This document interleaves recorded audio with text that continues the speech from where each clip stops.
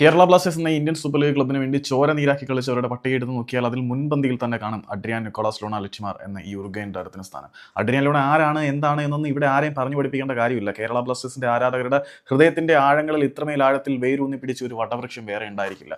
കാരണം Adrian Luna രക്തം കൊണ്ട് കളിച്ചവനാണ്. അദ്ദേഹത്തിന്റെ ചോര നീരായി രക്തത്തുള്ളികൾ വീർപ്പ് തുള്ളികളായി പരിണമിച്ച് ഈ മൈതാനത്തിന്റെ ഓരോ പുൽനാമ്പുകളെയും നനയിച്ചത് നമ്മൾ ഒരുപാട് തവണ കണ്ടിട്ടുള്ളതാണ്. പക്ഷേ ഈ ഒരു താരം അർഹിക്കുന്ന ഒരു മറുപടി അല്ലെങ്കിൽ ഒരു സമീപനം ഈ ഒരു മാനേജ്മെന്റ് തിരിച്ചു നൽകുന്നുണ്ടോ എന്ന് ചോദിച്ചു കഴിഞ്ഞാൽ ഇല്ല. ഉപയോഗിച്ച് കഴിഞ്ഞാൽ എടുത്ത് കളയാനുള്ള ഒരു കരിമ്പിൻ ചണ്ടിയായിട്ട് തന്നെയാണ് അഡ്രിയാൻ ലൂണയും യുവമാർ കാണുന്നത് എന്നുള്ളത് ദുരന്ത യാഥാർത്ഥ്യം.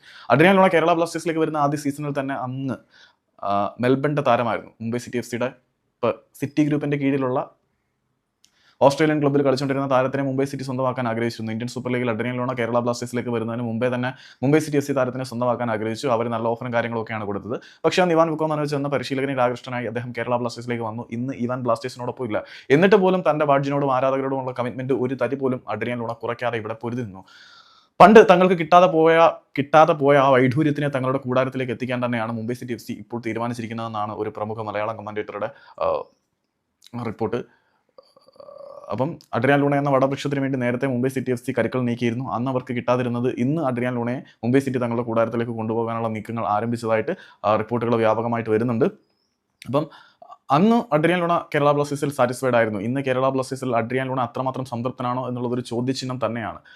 നിലവിൽ ലൂണ അത്ര സംതൃപ്തനായിരിക്കാൻ സാധ്യതയൊന്നും ഇല്ല എന്നുള്ളത് വേറെ കാര്യം. എന്നിരുന്നാലും ബ്ലാസ്റ്റേഴ്സിന്റെ ബാഡ്ജിനോടും ആരാധകരോടും ലൂണയ്ക്കുള്ള കമ്മിറ്റ്മെന്റ് വളരെ വലുതാണ്. ഈ ഒരു ക്ലബ്ബ് ലൂണയെ പോലൊരു താരത്തിനെ അർഹിക്കുന്നില്ല, അത് വേറെ കാര്യം. എന്നിരുന്നാൽ പോലും ഈ ഒരു അവസരം മുതലാക്കി അഡ്രിയാൻ ലൂണ എന്ന ഇതിഹാസ താരത്തിനെ മുംബൈ സിറ്റി എഫ് സി കൊണ്ടുപോവുകയാണെങ്കിൽ അവർക്ക് പൊളിക്കാൻ പറ്റും എന്നാണ് വിശ്വസിക്കുന്നത്. കാരണം ജോജോ പെരേര ഡയസ് മുംബൈ സിറ്റിയിലുണ്ട്. അതിനോടൊപ്പം അഡ്രിയാൻ ലൂണ കൂടി ചേരുമ്പോൾ കശ പശ അവന്മാർ സെറ്റാണ്. സോ മുംബൈ ലൂണയ്ക്ക് വേണ്ടി വല വിരിച്ചു തുടങ്ങി.